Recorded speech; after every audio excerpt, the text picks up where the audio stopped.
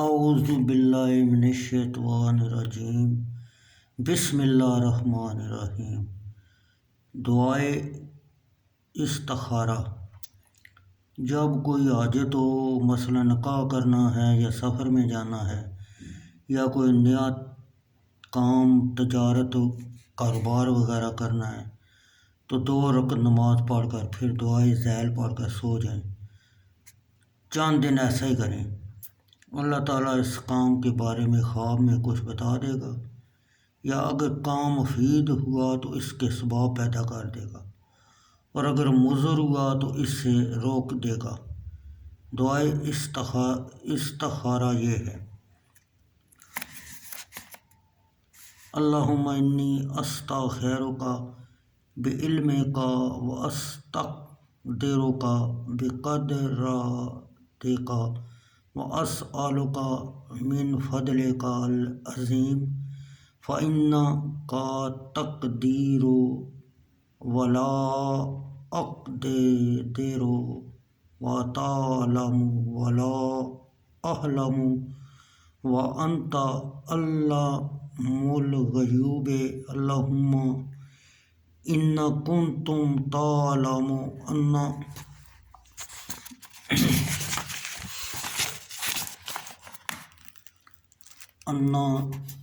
ھذا الامر خیر لی فی دینی و معاشی و عاقبۃ امری فاقدرہ لی و یسرہ لی ثم بارک لی فیہ وإن کنتم تعلمون ان ھذا الامر شر لی